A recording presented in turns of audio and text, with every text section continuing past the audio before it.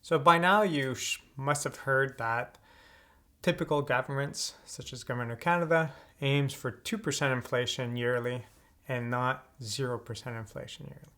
So in this video, we're going to look at why 2% may make a little bit more sense than 0%. Let's take a look.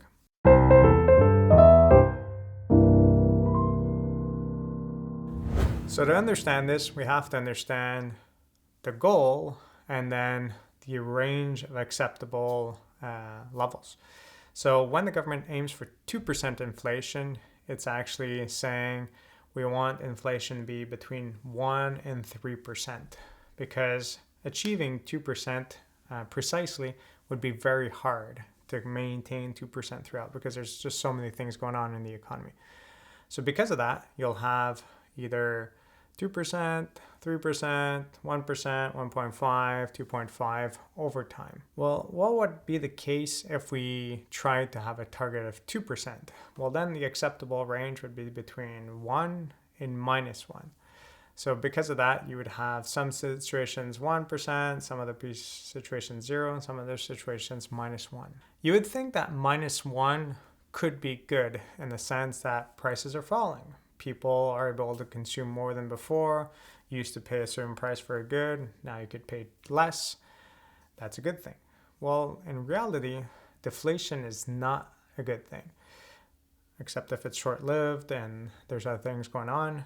But deflation over time, prices going down over time, have a negative impact on the economy, as people often delay their purchases. If you know you can buy this car for $40,000 now, but if you wait a year, you're going to be able to pay like $39,000, and then another year you'll be able to pay less. You'll often ask yourself, do I really need this now? Because if I wait it out, I can pay less for this good.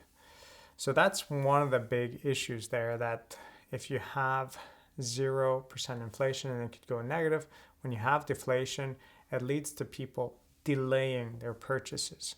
And delaying their purchases leads to more jobs being lost, prices falling even more, and so on and so forth.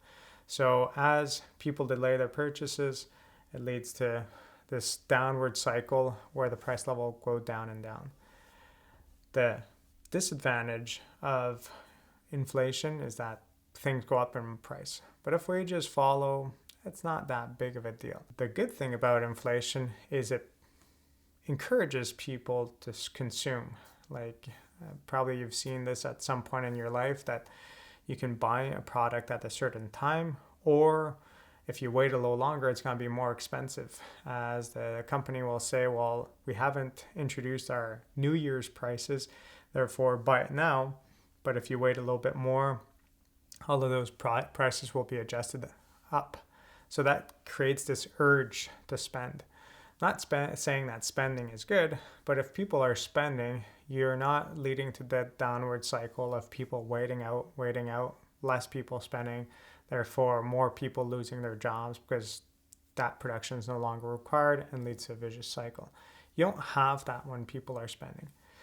So having a positive level of inflation is definitely better than a negative level of inflation. I guess the alternative that you could argue for is, why not a target of 1% and a range of 2 to 0? That would also be okay.